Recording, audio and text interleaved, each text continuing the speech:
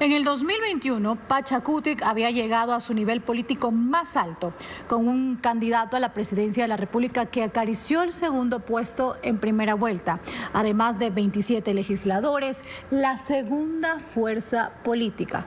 Pero en las elecciones anticipadas parece que todo volvió a foja cero, Lenin.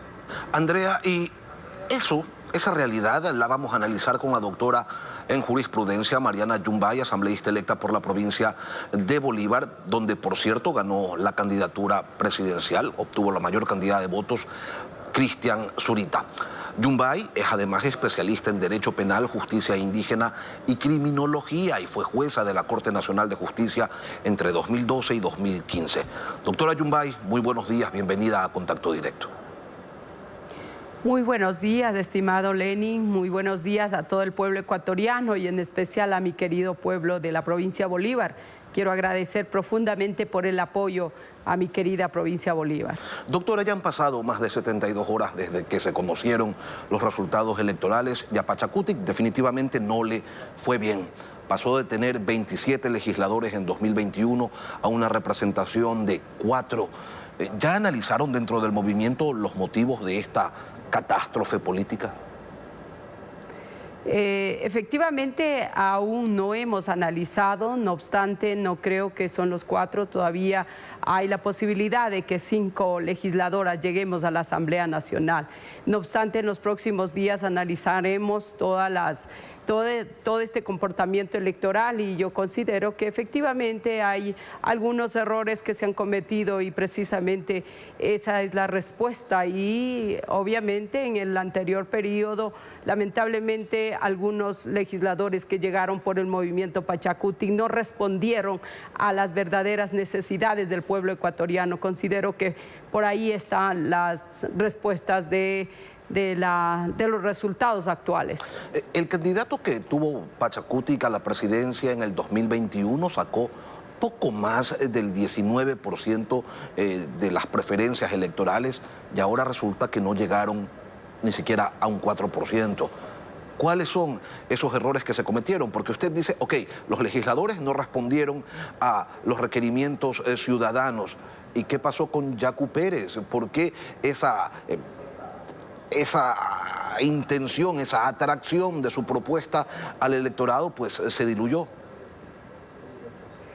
A ver, precisamente, ¿qué es lo que ha ocurrido? Primero, no pudimos inscribir un candidato a la presidencia de la República. Por otro lado, hemos participado sin una lista de candidatos a asambleístas nacionales, de manera que hemos podido únicamente participar con candidatos a Asamblea Nacional por cada una de las provincias. Ahora, en relación al señor Yacu Pérez, él se fue del movimiento Pachakutik y de hecho en este proceso no ha participado con nuestro movimiento. De todas formas, como acabo de señalar, son varios errores que las mismas serán analizadas al interior. Necesitamos una verdadera depuración dentro del movimiento Pachakutik, necesitamos definitivamente separar a aquellos elementos que han hecho, nos ha llevado a esta situación en la que nos encontramos actualmente. No obstante, ahora estamos 4 y en los próximos días estamos seguros que seremos 5 legisladoras que vamos a trabajar por el pueblo ecuatoriano, que vamos a trabajar y conocemos las verdaderas necesidades del pueblo ecuatoriano, de manera que no vamos a estar solas, sino con el apoyo de millones de ecuatorianos que necesitan un cambio, necesitan una transformación de la Asamblea Nacional y necesitan respuestas a los grandes problemas, entre ellos la inseguridad. El pueblo ecuatoriano merece vivir en una paz y tranquilidad y por otro lado necesitamos dar respuestas, por ejemplo, a garantizar el empleo a todos los ecuatorianos, una verdadera reactivación económica, entre otras prioridades que nosotros nos hemos planteado. Y sí, Yacu Pérez en este 2023 no fue candidato por Pachakutik, pero hubo una manifestación pública de respaldo a su postulación. Ahora, ¿son las divisiones internas las que les terminan pasando factura?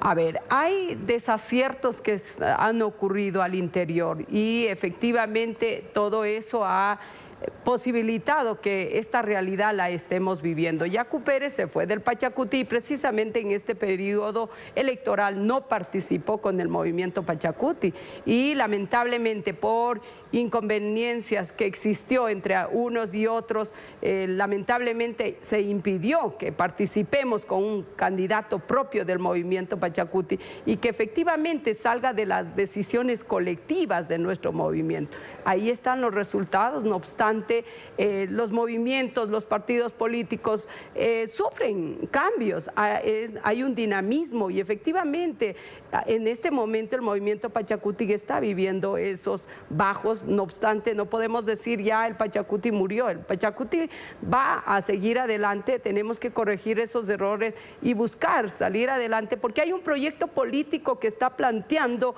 una verdadera transformación del Estado ecuatoriano y ese objetivo todavía no lo hemos logrado y de manera que vamos a trabajar para fortalecer nuestro movimiento y básicamente apoyar desde donde nos encontramos a resolver las grandes necesidades del pueblo ecuatoriano. Doctora, si tuviéramos que ponerlo en una balanza, ¿qué les terminó afectando más? ¿La falta de un apoyo abierto de la CONAIE o la imagen de la CONAIE como protagonista de movilizaciones violentas que termina pues generando cierta repulsión por parte del elector mestizo?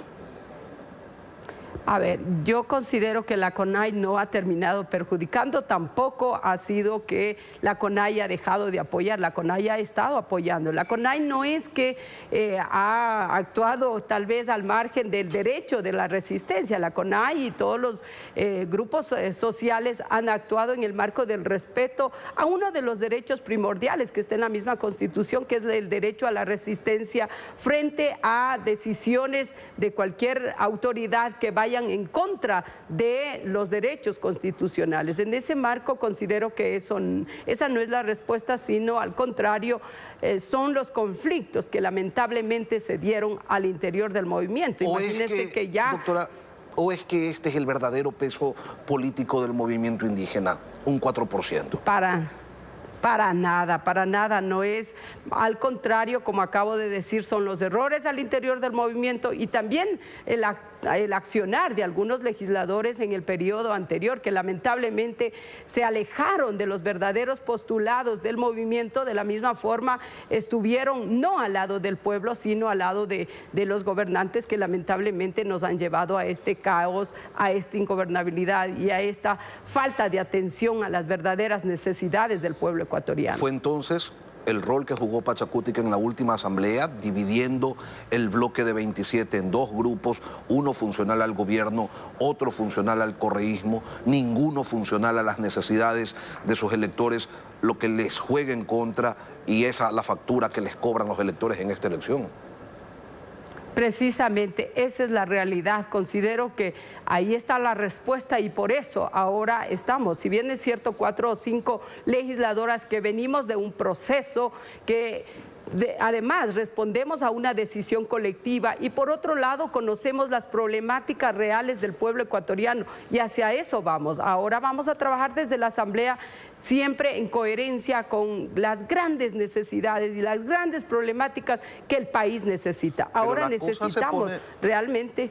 La cosa se pone, sin embargo, cuesta arriba, doctora, porque si siendo la segunda fuerza legislativa no lograron ustedes plantear, capitanear la agenda en la Asamblea, pues ahora con 4 legisladores solamente el asunto no solo que es una derrota, es un paso hacia atrás y se pone sin duda muy, pero muy complicado. Van a requerir de estrategia y van a requerir de diálogo. ¿Con quiénes?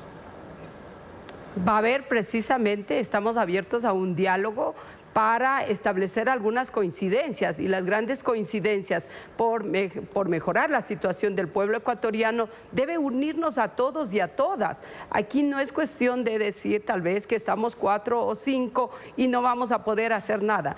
Ahí están las funciones que tenemos, legislar y fiscalizar, eso lo vamos a poder hacer. Y para hacer probablemente una bancada a posteriori, vamos a dialogar con el resto de legisladores de la tendencia, por supuesto, y que estén empeñados en aportar el mejoramiento de las condiciones de vida del Ecuador. Una de las prioridades es la inseguridad, por ejemplo, volver a retomar la seguridad, dar al país la paz, la tranquilidad. Por otro lado, asegurar el acceso a empleo, asegurar el acceso a la salud, resolver el gran tema o la gran problemática que los jóvenes ahora mismo están atravesando, el que no pueden culminar o acceder a la educación superior. De manera que todas estas son las prioridades por las cuales vamos a trabajar y aspiro que varios legisladores y legisladoras estén con ese mismo compromiso de definitivamente darle al país paz, tranquilidad y una verdadera gobernabilidad. Ese es nuestro objetivo,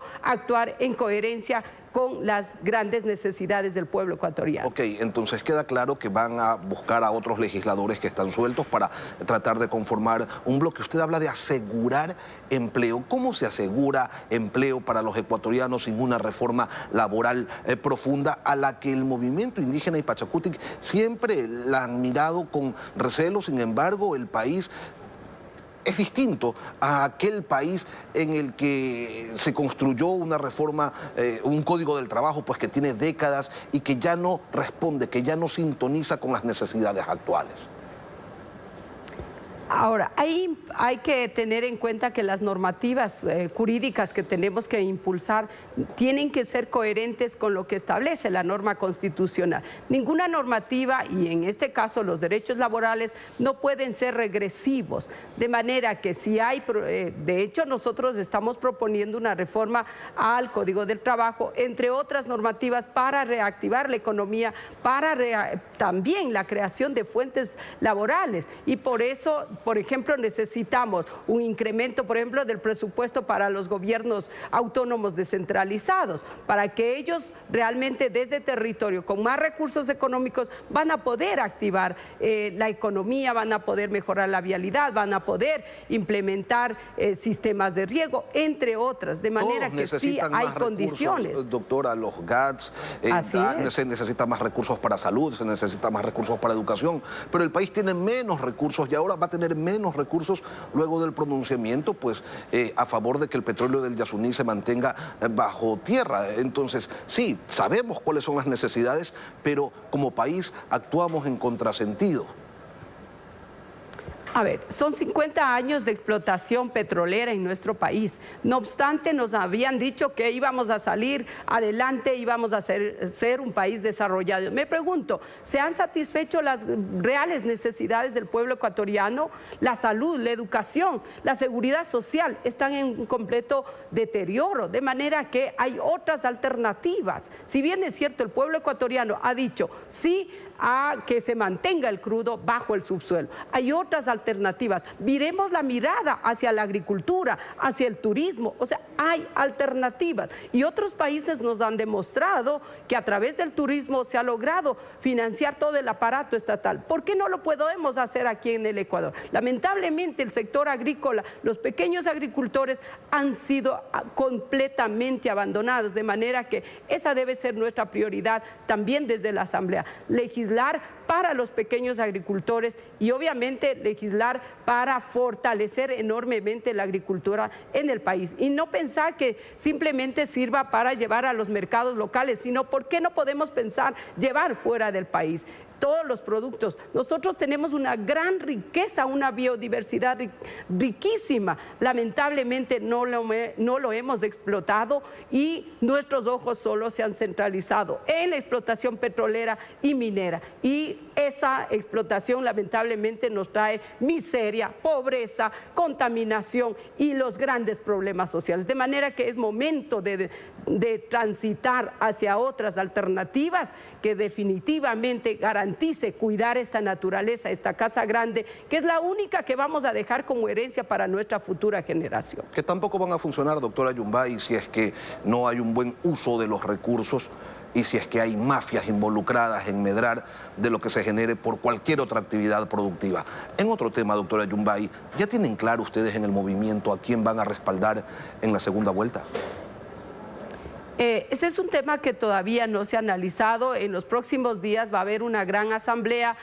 Usted conoce que el movimiento Pachacuti tiene una estructura y ahí en una estructura ampliada, en una asamblea se toman esas decisiones y en ese espacio se tomará la correspondiente decisión. Por el momento no tenemos ninguna decisión a quién vamos a apoyar. Ahora, ¿usted personalmente cree que se repiten las condiciones para pronunciarse nuevamente a favor de un nulo ideológico como ocurrió en el 2021?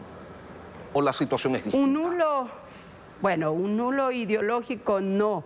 No obstante, voy a ser respetuosa de la estructura organizativa, de ese espacio grande de la Asamblea, que ahí será quienes toman la decisión y nosotros nos sujetaremos a la decisión. Y vamos a ser partícipes precisamente de esos espacios y ahí se va a analizar todo este tema. Ya estaremos pendientes pues del anuncio que ustedes realicen. Queremos agradecerle a la doctora Mariana Yumbay, asambleísta electa por Pachacutic. Gracias por acompañarnos en Contacto Directo.